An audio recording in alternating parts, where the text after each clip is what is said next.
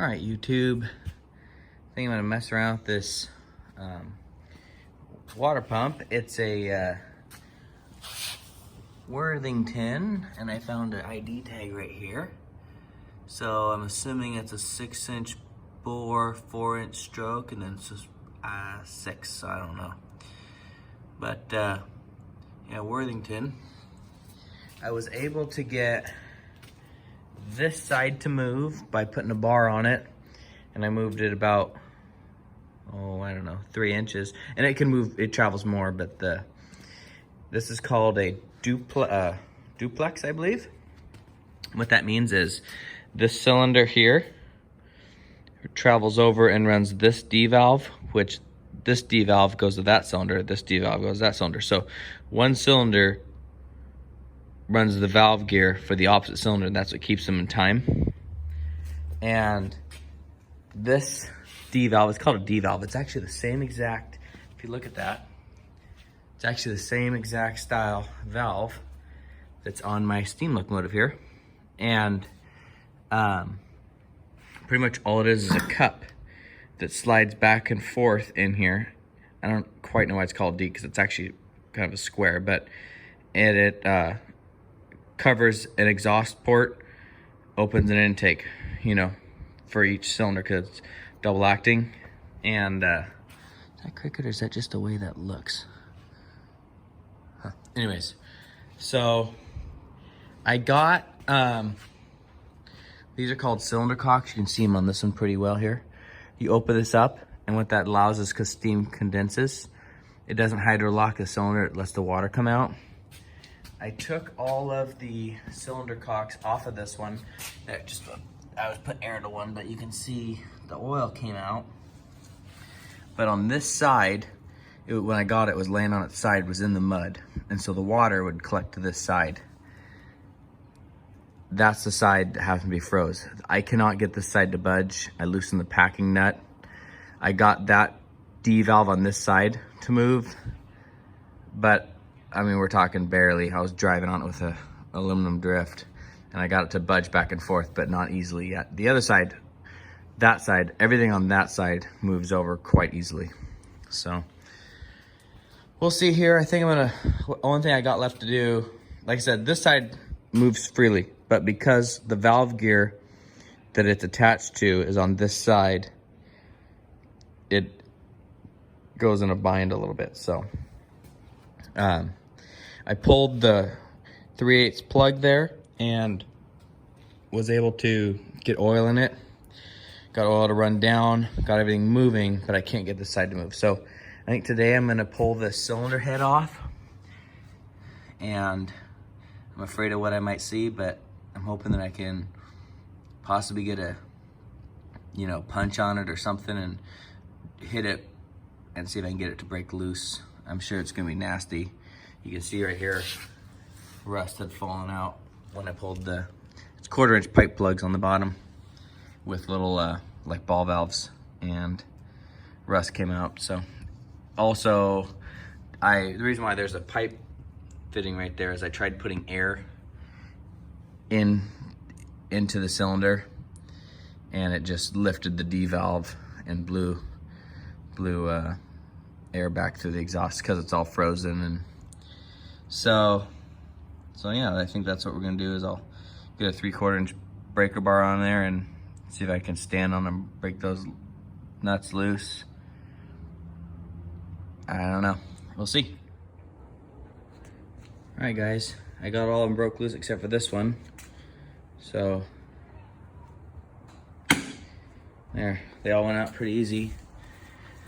So I think I'm gonna use this, it's my 1/2-inch impact with a 3/4-inch drive adapter, and just rattle all those off. And I don't know if we'll probably have to get a pry bar behind there and pry it back, but I'll pick up here as soon as I get these nuts off. All right, all the bolts are off, or the nuts are off. I had a theory on why they all came off so easy after all these years, and I think that's because the cast iron and everything just saturated with steam oil. Cast irons, or even cast steel, I'm sure it's cast iron, but cast is porous, so is concrete. And which is how, like, you know, concrete's always cold and can be damp in the winter. Cast iron's the same way, just like your skin, and the oils can get trapped in there. So I think that's what why those nuts came off so easy. I think now I'm gonna need to get a punch. Probably this hammer should do. And a hammer and a chisel. So, take you along here for the ride. I got a cheap one.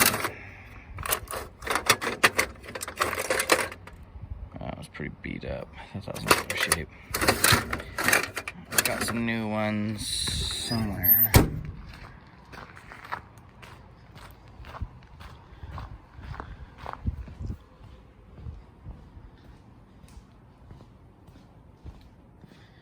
Okay. I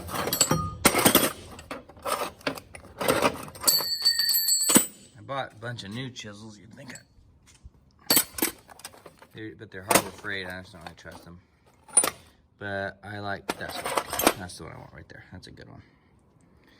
All right.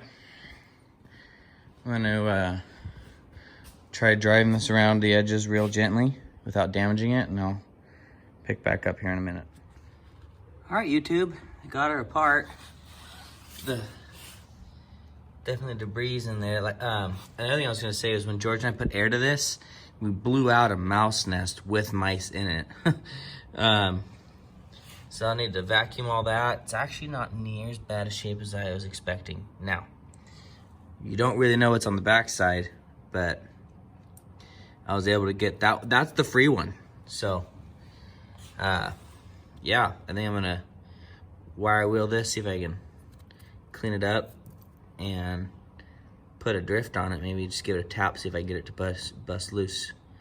And then, cause I don't really know how else I could, I guess if it can't come loose before I do any damage, I could probably take this apart and try to drive it out. But I'm pretty sure it's not the pump side that's froze. I could be wrong, but I just have a feeling it's not the pump side. I'm pretty sure it's this side. So let me get that all cleaned up here, and yeah, getting pretty excited. Gosh, that'd be cool to get that thing working. I could take it apart and clean it too. That's probably what I'll end up doing. If I can get it broke loose, I'll probably take those 4 bolts off. And the only thing is the gaskets. I'm gonna have to make new gaskets, and I don't really know. You know, I have some gasket material, but I'd kind of like to see if I can get it all freed up and moving, and then, you know, just pretend I don't know that it's nasty in there and let it work itself, but with some air. But looks like I'm probably gonna take the whole thing apart. All right, we have success.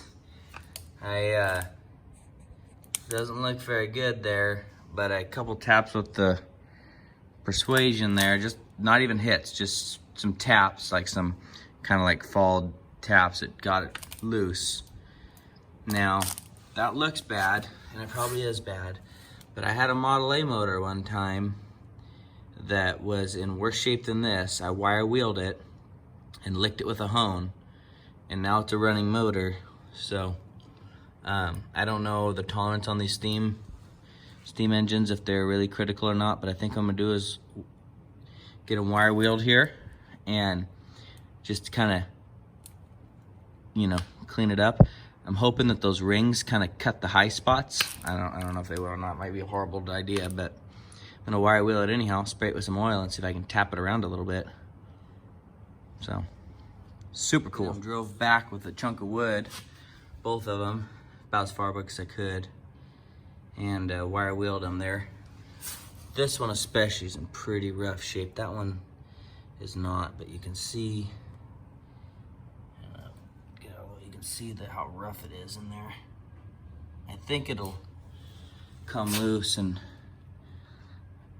that rust that is rust jacked, that should come out. I think now I put some air to it and all that just blew out from the intake ports.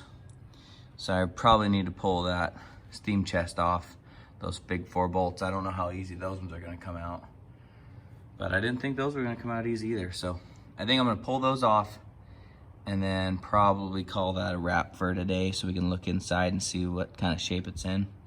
But either way, huge progress. Oh, also I was able to save that gasket. It looks in good shape. I don't know what it's made of, but it's heavy and it's really thick.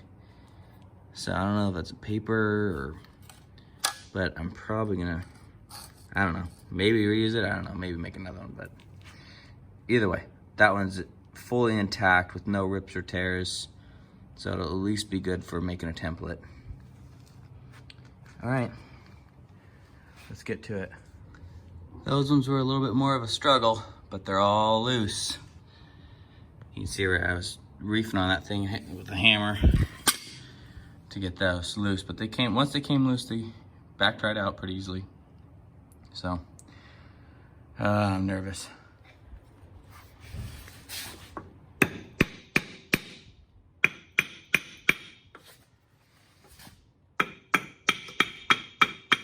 This might not come off as easy as I thought.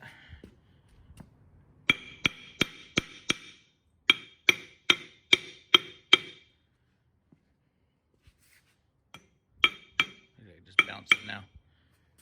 Okay. Hold on there, YouTube. See if I can.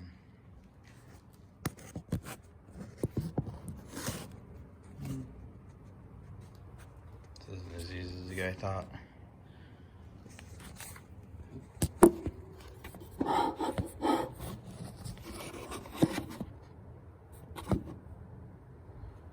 Okay. Oop. Sorry there, guys. Hold on. Let me try to get this off. I'm gonna have to pause you. Hold on. Holy cow. Well, let's see what it looks like with the shop vac. Jeez.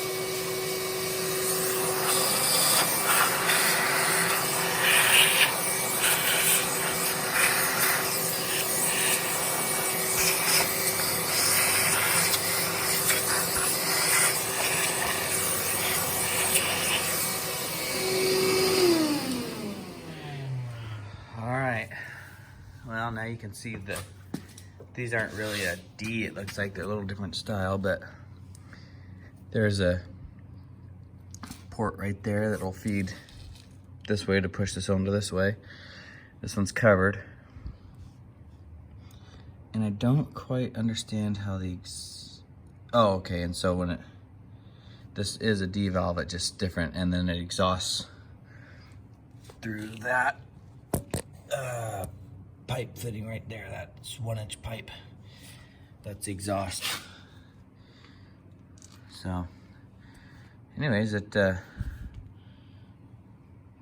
salvageable. It's nice and smooth there with the slide valve, if you want to call it. This D valve slides is actually pretty good so far.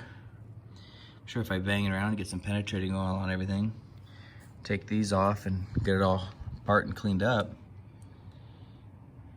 probably work out. That right there will probably help a lot. What if this gasket's savable? Yeah, I don't know what it's made of. It's like a, don't know if it's paper or what. I'm not gonna worry about it right now, but anyways, YouTube, there it is. It's coming apart and looking pretty good. So definitely think this thing will be savable. So this is just a quick video, just a fun one, and something besides logging, which this channel is mostly for logging, but this is too cool not to post. So all right, guys. Oh, if anyone knows anything about these Worthington pumps, about approximately what year it is or anything about them, feel free to comment. That'd be really cool to learn for myself too. So all right, guys, talk to you later. Stay safe, have fun.